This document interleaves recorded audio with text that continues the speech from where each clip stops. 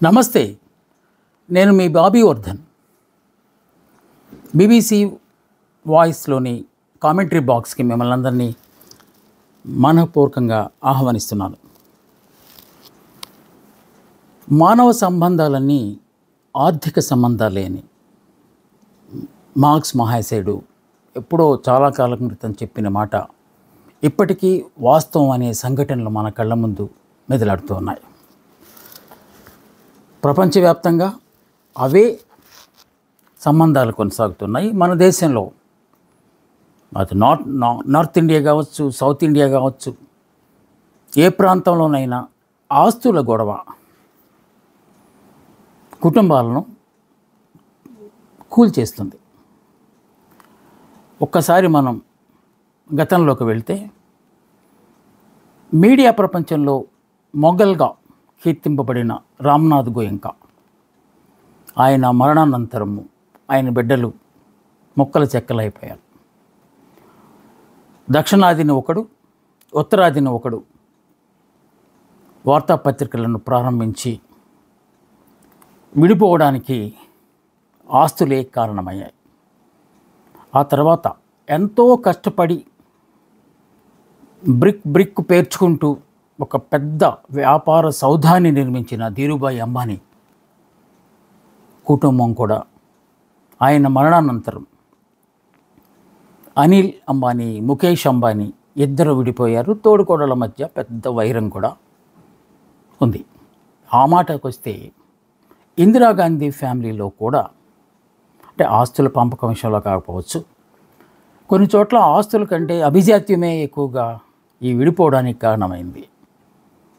సోనియా గాంధీకి, అంటే రాజీవ్ గాంధీ గారి శ్రీమతి సోనియా గాంధీకి సంజయ్ గాంధీ గారి సతీమణి మేనకా గాంధీ, వీళ్ళిద్దరికీ పొసగదనేది అప్పట్లో వచ్చిన వార్తలు. ఇప్పుడు అదే కంటిన్యూ అవుతుంది, వేరువేరుగా ఉంటున్నారు. ఇక మన రాష్ట్రానికి వచ్చేసరికి ఆస్తుల గొడవలు కుటుంబాలను చీల్చేస్తాయి అని చెప్పడానికి ఇటీవల షర్మిల, జగన్మోహన్ రెడ్డి గారి సోదరీమణి షర్మిల గారు ఆస్తుల పంపకం విషయంలో మీడియా ముఖంగా మాట్లాడుతున్న అనేక అంశాలను మనం ప్రతిరోజు చూస్తున్నాం. తనకు రావాల్సిన వాటాను తనకు ఇవ్వకుండా అన్న మోసం చేశాడని, నాన్న బ్రతుకున్నప్పుడు, వైఎస్ రాజశేఖర రెడ్డి గారు బ్రతుకున్నప్పుడు సమానంగా వాటాలు వేయాలి, మనవాళ్లకు మనవరాళ్లకు కూడా సమాన వాటాలు ఇవ్వాలి, కానీ జగన్మోహన్ రెడ్డి నన్ను మోసం చేశాడు, నన్ను అమ్మను కోర్టుకి ఇచ్చాడు లాంటి విమర్శలతో ఆవిడ రోజు మీడియాలో గొడవ చేస్తూనే ఉన్నారు. దానికి కూడా ప్రధానమైన కారణం ఆస్తుల పంపకం. అన్నదమ్ములు, అక్క చెల్లెళ్ళు, వీటన్నిటికీ అతీతం ఏం కాదు, అందరూ ఎవరైనా కావచ్చు, వాళ్ళ మధ్య ఆస్తుల పంపకం అనే ఒక పెద్ద అగాధం ఏర్పడి అది గొడవకు దారితీసి సమాజంలో చులకనైపోవడానికి కారణమవుతుంది. జగన్మోహన్ రెడ్డి షర్మిల గారి గొడవ ఆ కుటుంబాన్ని నిజంగానే రెండు ముక్కలుగా చేసిందని మనం స్పష్టంగా చెప్పవచ్చు. జగన్మోహన్ రెడ్డి గారి అమ్మ విజయమ్మ గారు కూడా షర్మిల గారి ప్రక్కన ఉన్నారని చెప్తున్నా కూడా అప్పుడప్పుడు ఆవిడ అటుపక్క ఇటుపక్క మాట్లాడుతూ ఉన్నారు. తండ్రి సంపాదించిన ఆస్తులు ఇప్పటికే వాటాలు పంచేసుకున్నారు కనుక ఇప్పుడు జగన్మోహన్ రెడ్డి దగ్గర ఉన్న ఆస్తి అంతా తాను స్వార్జితంగా సంపాదించుకున్నదే అని వారిని అంటిపెట్టుకుని ఉన్న విజయసాయి రెడ్డి గారు తరచూ పత్రికాముఖంగా ప్రకటనలు చేస్తూ ఉన్నారు. దీన్ని బట్టి షర్మిల గారు చేసే విమర్శలు ఎవరో వెనకుండి చేయిస్తున్నారు అనే ఒక అర్థం వచ్చేలాగా ఆయన ప్రతిసారి స్పష్టం చేస్తున్నారు. ఇదిలా ఉంచితే ఇప్పుడు రాష్ట్రంలో మరో మంచు తుఫాను వచ్చింది. మంచు తుఫాను చల్లగా ఉండాలి, కానీ మంచు తుఫానులో మంటలు చెలరేగుతూ మన ముందుకు వచ్చింది. అదే మంచు మోహన్ బాబు కుటుంబానికి సంబంధించిన విషయం. నిజంగా 4 గోడల మధ్య పంచాయతీ పెట్టుకొని సమస్యను సద్దుమణిగించుకోవాల్సిన సందర్భాన్ని 4 గోడల నుంచి బయటకు వచ్చిన తర్వాత ప్రతి ఒక్కరూ మాట్లాడటం అనేది సహజమే. సాధారణంగా నేను ఈ ఎపిసోడ్ చేసేటప్పుడు కూడా అనుకున్నాను, అదేదో వ్యక్తిగత గొడవ కదా, మనకెందుకు, దాని గురించి మనం ఎపిసోడ్ చేయాల్సిన ఆస్కారం లేదు, అవసరం లేదనుకున్నాను. కానీ మీడియా మొత్తం అదే రాస్తుంది. సోషల్ మీడియాలో అయితే అసలు ఇంకా పుంకాలుగా వార్తలు వచ్చేస్తున్నాయి. ఎందుకు? 4 గోడల మధ్య వాళ్ళు తేల్చుకోకుండా బజారును పడ్డారు కనుక. బజారున పడితే అది పబ్లిక్ అయిపోతుంది కనుక. మహాకవి శ్రీశ్రీ గారు అప్పుడు చెప్పినట్టు, వ్యక్తుల జీవితాలు వాళ్ళ సొంతం, పబ్లిక్లోకి వస్తే అడిగేస్తాం కడిగేస్తామని ఇప్పుడు మనం కూడా అదే పని చేస్తున్నాం. వాళ్ళే ఆస్కారం ఇచ్చారు, ఈ వివాదాలకి వాళ్ళే ఆస్కారం ఇచ్చారు. అసలు ఏం జరిగింది? ఆస్తుల పంపకం విషయంలోనే ఇది కూడా మొదలైంది అనేది అందరికీ తెలిసిన అంశం. వాళ్ళు చెప్పిన మాటలను బట్టే మోహన్ బాబు గారికి వారి నేపథ్యం అంతా వ్యవసాయ కుటుంబం, నాన్నగారు స్కూల్ టీచరు. ఈ మోహన్ బాబు అనే పేరు ఎప్పుడు వచ్చింది? సినిమాల్లో వచ్చింది. వారి పేరు భక్తవత్సల నాయుడు. వారికి మొదటి నుంచి స్వశక్తితో పైకి రావాలి అనే ఒక ఉద్దేశం ఉండేది. దానికి తోడు నాన్నగారు నాటకాలు వేస్తూ ఉండటం వల్ల నటన పట్ల కూడా ఆయనకి కొంత ఆసక్తి పెరిగి, నాన్నకు ఇష్టం లేకపోయినా కూడా మద్రాసు వెళ్ళిపోయాడు. ఆ తర్వాత నాన్నగారు అర్థం చేసుకుని ఎంతో కొంత డబ్బులు ఇచ్చారు. అక్కడికి వెళ్ళిపోయిన తర్వాత చాలా ప్రయత్నాలు చేశారు. యాక్టర్గా అనుకుంటే యాక్టర్గా అవకాశాలు రాలేదు. అందరినీ అడిగి చూశారు, ఎవరూ అవకాశం ఇవ్వలేదు. ప్రభాకర్ రెడ్డి గారు వారికి తటస్థపడి లక్ష్మీ దీపక్ గారికి పరిచయం చేస్తే, లక్ష్మీ దీపక్ గారి దగ్గర అప్పటికే కో డైరెక్టర్గా పనిచేస్తున్న దాసనారాయణరావు గారు ఈ భక్తవత్సల నాయుడికి పరిచయం అయితే, వాళ్ళు ఇద్దరు డైరెక్షన్ డిపార్ట్మెంట్లో పనిచేస్తూ నేను స్వయంగా సినిమాలు తీస్తే నీకు అవకాశం ఇస్తాను అని చెప్పి దాసనారాయణరావు గారు మోహన్ బాబు గారికి మాట ఇవ్వడం. ఆ తర్వాత ఆయన కొన్ని సినిమాలు తీసినప్పటికీ వారికి అవకాశం రాని పక్షంలో మోహన్ బాబు గారు పట్టు వదలిన విక్రమార్కుల్లాగా వారింటికి వెళ్తూనే ఉంటే, దాసనారాయణరావు గారి శ్రీమతి పద్మ గారు ఇది గమనించి ఆ కుర్రాడికి ఏదైనా ఇవ్వండి అని చెప్తే, అప్పుడు స్వర్గం నరకం అనే ఒక సినిమా తీసి, స్వర్గం నరకంలో మోహన్ బాబును కొంచెం నెగిటివ్ షేడ్ ఉండేలాగా, బట్ హీరో క్యారెక్టర్ ఉండేలాగా చేసి, అప్పుడు ఈ భక్తవత్సల నాయుడు అనే పేరుని తీసేసి మోహన్ బాబు అనే పేరుతో ఆ సినిమా సూపర్ హిట్ అయింది. ఇంకా ఆ తర్వాత మోహన్ బాబు ఎలా ఎదిగారో మనకు అందరికీ తెలుసు. ఓన్గా ఒక ప్రొడక్షన్ కూడా పెట్టి, లక్ష్మీ ప్రసన్న పిక్చర్స్ అని, అంటే కుమార్తె పేరుతో ప్రొడక్షన్ పెట్టి చాలా సినిమాలు తీశారు. సూపర్ హిట్ సినిమాలు తీశారు. ఒక దశలో ఆయన కలెక్షన్ కింగ్ అనే పేరు కూడా సంపాదించుకున్నారు. ఎందుకంటే ఆయన సినిమా చేస్తే దానికి కాసుల వర్షమే అనే ఒక పేరు సంపాదించుకున్నారు. మంచి స్వరం ఉన్నది ఆయనకి, మంచి హైట్ ఉన్నారు.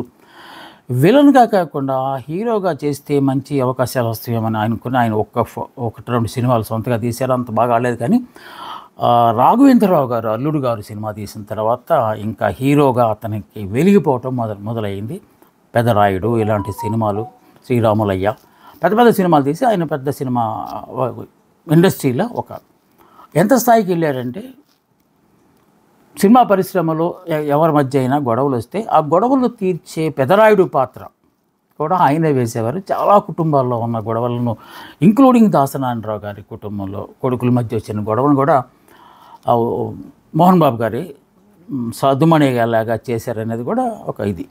ఆ విధంగా అతనికి ఒక పెద్దరికం, అంటే పెదరాయుడు పాత్రకి ఆయనకి సరిపోతాడు అని చెప్పి, ఇది నిజ జీవితంలో కూడా అనుకున్న దశలో తన కుటుంబంలోనే ఇంత సమస్య రావటం అనేది మోహన్ బాబు గారు జీర్ణించుకోలేని అంశం. ఎందువల్ల? విష్ణు, మంచు ఇద్దరు మోహన్ బాబు గారి కుమారులే, కాకపోతే అమ్మలు వేరు. మోహన్ బాబు గారికి 2 పెళ్ళిళ్ళు. మొట్టమొదటి పెళ్ళి చేసుకున్నప్పుడు ఎక్కువ సినిమాల్లో బాగా బిజీగా ఉండటం వల్ల అతను చాలా రేర్గా, అప్పుడప్పుడు అరుదుగా ఇంటికి వస్తూ ఉండటం వల్ల భార్య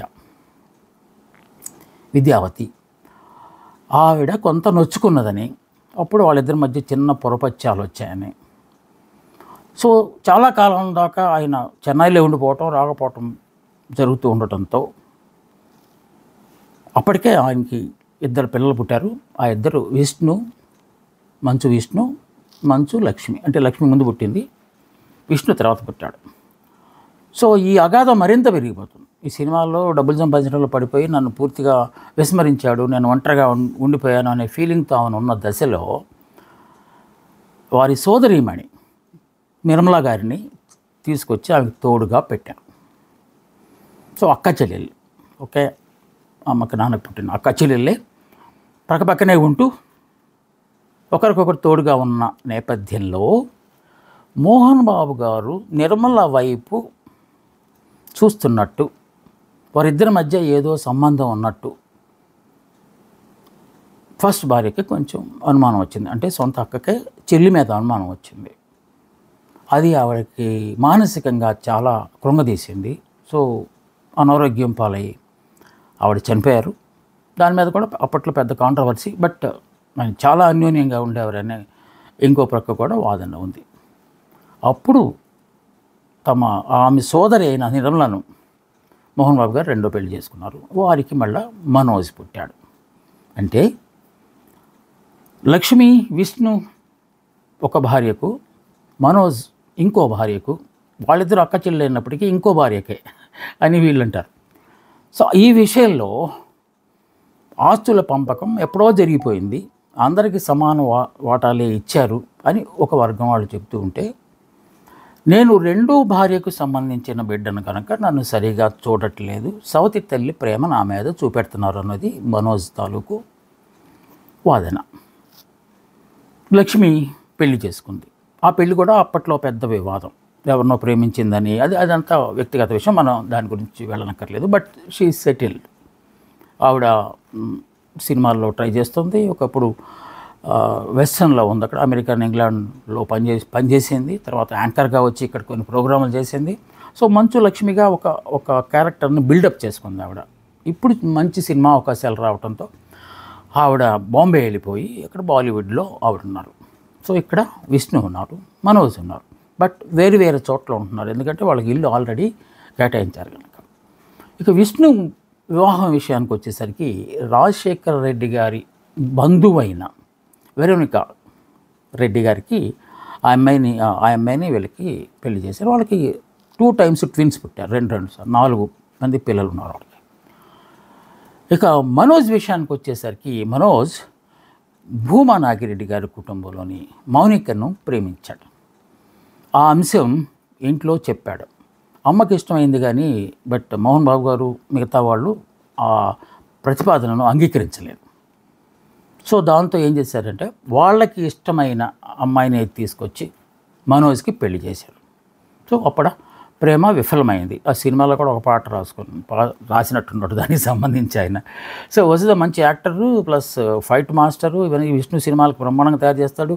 అన్నదమ్ములు అంటే ఇలాగే ఉండాలిరా అన్నంత బాగా మూవ్ అవుతారు వాళ్ళు.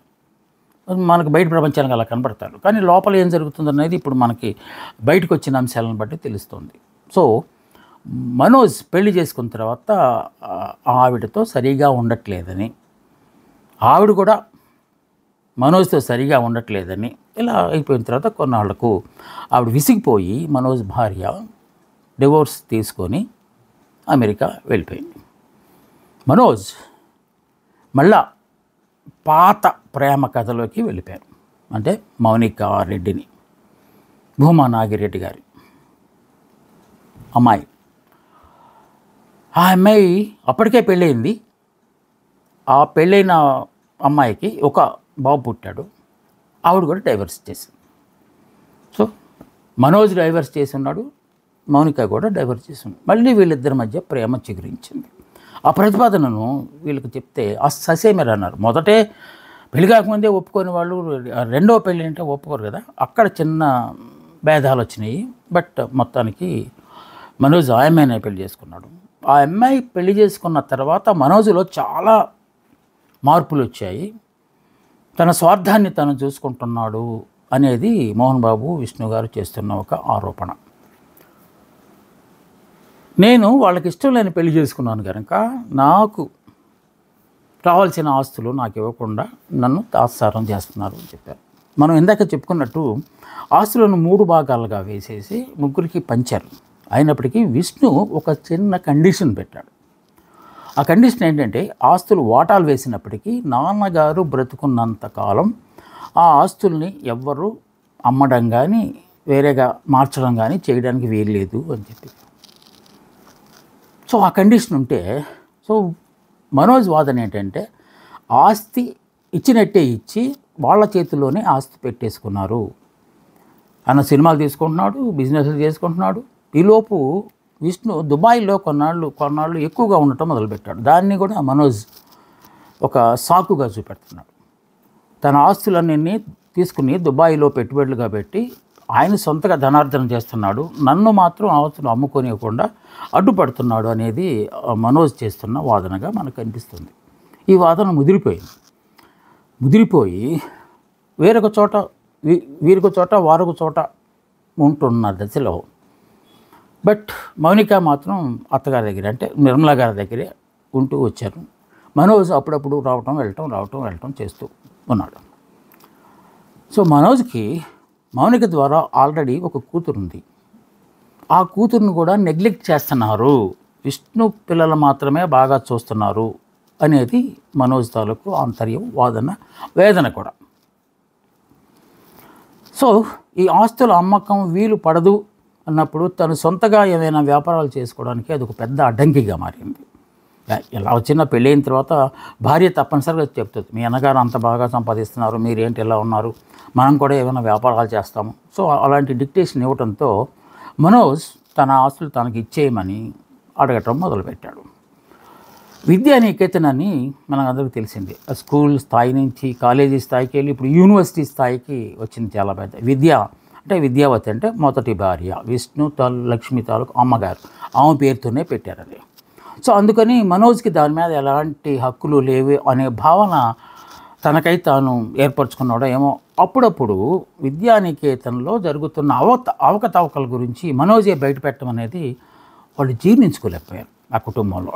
సో అది మనోజ్ తొందరపాటు చర్య అనాలా, లేకపోతే ఆ విధంగా తన తాలూకు కోరికలను తీర్చుకోవాలనుకున్నాడో, మొత్తానికి విద్యానికేతన్ మీద విమర్శలు చేసి స్టూడెంట్స్ సమ్మె చేస్తున్నప్పుడు వాళ్ళ వైపు కూర్చొని చేయటం అనేది ఈ వివాదానికి అంకురార్పణ జరిగినట్టుగా మనం అనుకోవాలి. అది ఇంకా ముదిరి ఆఖరికి బాహాబాహికి దిగిపోయి కొట్టుకునే వరకు వచ్చింది, భౌతిక దాడులు చేసుకునే దాకా వచ్చింది. మనం ఎందాక చెప్పుకున్న అన్నదమ్ముల విషయాల్లో కానీ అంబానీ అని ముఖేష్ కానీ, లేకపోతే గోయంకాలు కానీ, లేకపోతే మన షర్మిల జగన్మోహన్ రెడ్డి కానీ, వీళ్ళకి భౌతిక దాడులు కేవలం మాటల ద్వారానే వాళ్ళు మాట్లాడుకుంటుంటే, ఇది ఒక అడుగు ముందుకేసి వీళ్ళు భౌతిక దాడుల దాకా దిగిపోవడం అనేది ఇప్పుడు వార్తల్లో హల్చల్ చేస్తున్న అంశం.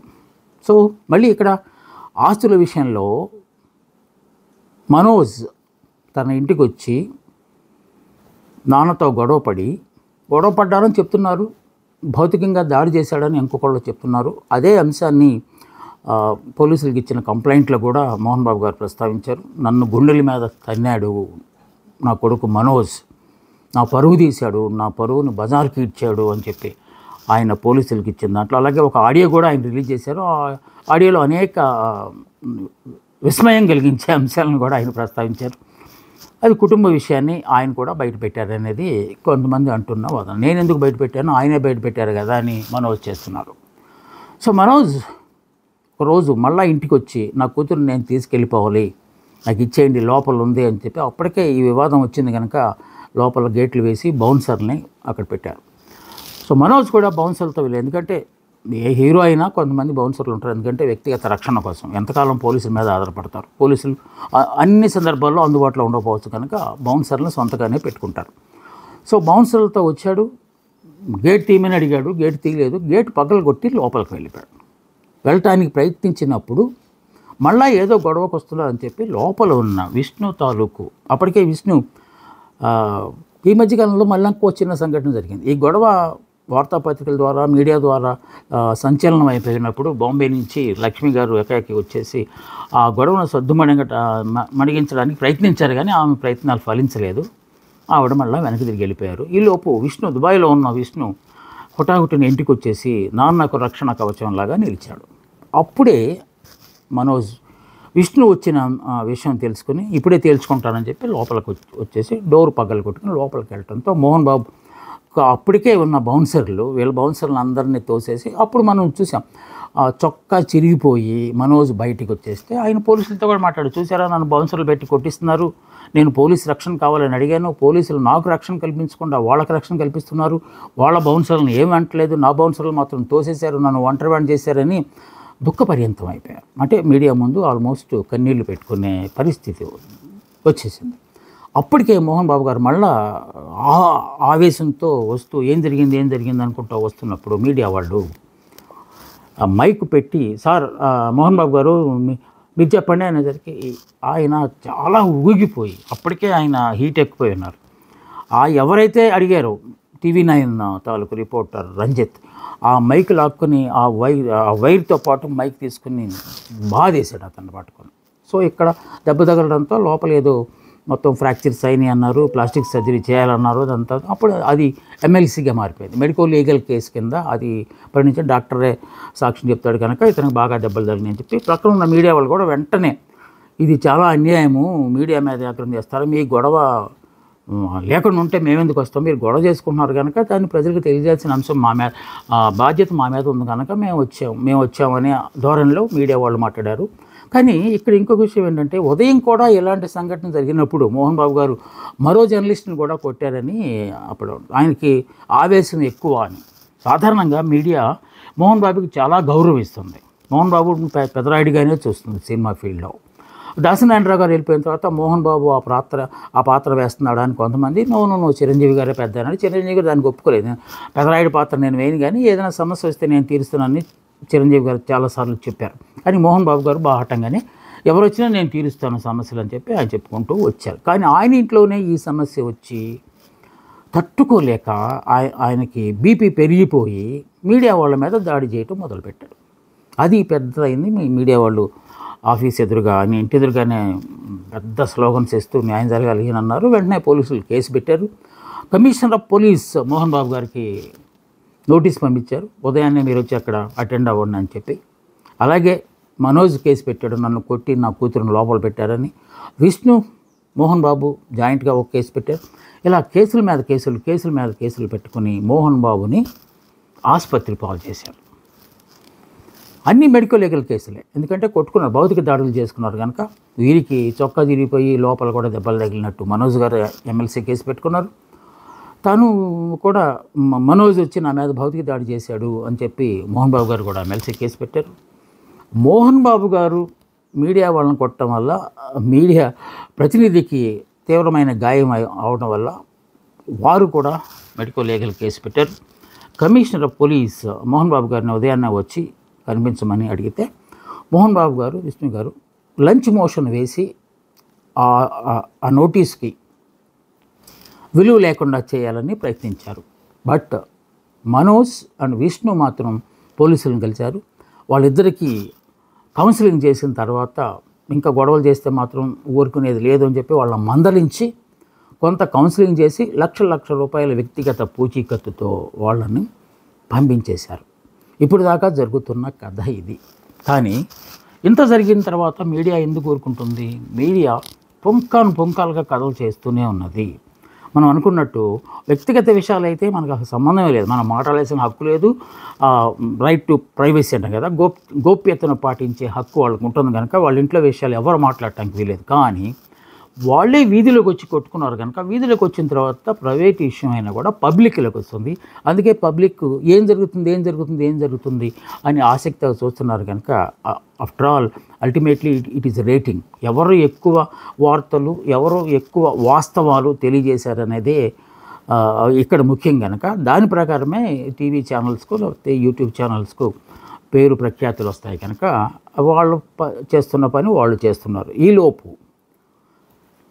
జర్నలిస్టు సంఘాలు రాష్ట్ర ప్రభుత్వానికి ఫిర్యాదు చేశారు, తప్పనిసరిగా మోహన్ బాబు గారి మీద యాక్షన్ తీసుకోవాలని. అలాగే మా అసోసియేషన్కి ప్రెసిడెంట్ మళ్ళీ విష్ణు గారే, వాళ్ళకు కూడా ఇచ్చారు మోహన్ బాబుని బహిష్కరించాలని చెప్పి. ఇలాగా ఆయన ఒక ఆవేశంతో మళ్ళీ విష్ణు సంజయ్ మాత్రం చెప్పారు, నాన్నగారు వాస్తవానికి మీడియా అంటే చాలా గౌరవానికి, మీడియాకు కూడా నాన్నగారు అంటే చాలా గౌరవం అయినప్పటికీ అక్కడ పరిస్థితులు అనుకోకుండా ఆయన ఆవేశం తెప్పించడంతో పొరపాటున అది చేశారని చెప్పి ఆయన కొంచెం అంటే రిగ్రెట్ అయినట్టే కనిపించారు. బట్ మనోజ్ మాత్రం ఏమాత్రం వెనక్కి వెళ్ళే పని లేదు అని చెప్పి ఆయన జర్నలిస్టుల పక్షాన్ని, నన్నే కాదు జర్నలిస్టులను కూడా కొట్టారంటే ఇంక ఎవరైనా కొడతారు వాళ్ళు అని చెప్పి ఇంకొక మాట కూడా వాళ్ళు అన్నారు. ఆయనకి చేతిలో అప్పటికి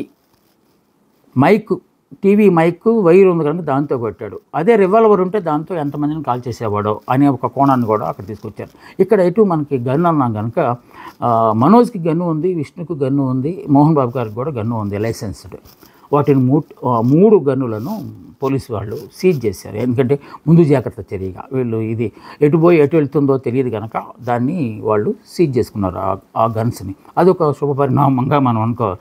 లేకపోతే మరో విచారకరమైన వార్తను మనం చూడాల్సి వచ్చేది. సో పెద్దలు సంపాదించుకున్న ఆస్తిని పిల్లలు పోటీపడి కొట్టుకునేదాకా వెళ్ళి పంచుకోవటం అనేది ఎంతవరకు సమంజసం అనేది ఇప్పుడు ఆయన దాంట్లో ఆయన మోహన్ బాబు గారు రిలీజ్ చేసిన ఆడియోలో స్పష్టంగా ఆయన ప్రస్తావించారు. ఇది నా స్వాస్తి, నేను సొంతగా సంపాదించిన ఆస్తి, నేను ఎవరికి ఇవ్వాలంటే వాళ్ళకి ఇస్తాను, మీరెవరు డిమాండ్ చేయడానికి అని చెప్పి ఆయన చెప్పడం కూడా మనం చూసాం. నిజమే, ఎన్నో అవస్థలు పడి ఒక్కొక్క రోజు భోజనాలను కూడా తినడానికి లేదు భక్తవత్సల నాయుడికి. అలాంటి వ్యక్తి ఇప్పుడు 1000 కోట్లకు అధిపతి అయిన ప్రస్థానం సామాన్యమైంది కాదు. ఆయన చాలా కష్టపడి పైకి వచ్చారు. ఆ కష్టపడి సంపాదించిన డబ్బును ఇలాగ వీధుల మీద కొట్టుకొని పంచుకునే ప్రయత్నం చేస్తుంటే మళ్ళీ మనం అనుకోవాల్సి వస్తుంది. మానవ సంబంధాలన్నీ ఆర్థిక సంబంధాలే. అది మంచి కుటుంబం కావచ్చు, మంచి కుటుంబం అయినా కావచ్చు, ఏ కుటుంబంలోనైనా రూపాయి అనేది మనుషుల అసలు రూపాలను తెలియజేస్తుంది. ఏదో సినిమాలో పెట్టినట్టు రూపాయి నువ్వేం చేయగలవంటే మనుషుల మధ్య అగాధాన్ని సృష్టించగలను అని చెప్పిందట. నిజమే, రూపాయి అంత ప్రమాదకరమైంది. ఇది మోహన్ బాబు గారు మంచు కుటుంబంలో రేగిన మంటల గురించి. ఇదంతా ప్రాధాన్యత ఉన్న అంశం కాకపోయినప్పటికీ ప్రజలు కోరుకుంటున్నారు, ఏమేం ప్రజలు చూడాలనుకుంటున్నారో వినాలనుకుంటున్నారో అనే ఒక్క దాన్ని దృష్టిలో పెట్టుకొని మాత్రమే ఈ ఎపిసోడ్ చేశాను. వాస్తవానికి నా సిద్ధాంతం ప్రకారం అయితే ఇలాంటి అంశాల జోలికి మనం వెళ్ళం. అందుకే ఆర్థిక అంశాల గురించి ఉపోద్ఘాతంలో చెప్పి ఈ అంశానికి నేను వచ్చానని చెప్పి మీ అందరికీ తెలియజేస్తూ, ఇలాంటి అంశం మరోసారి చేయాల్సిన అవసరం రాకూడదని ఆశిస్తూ, నమస్తే, మీ ప్రొఫెసర్ బాబీ వర్ధన్.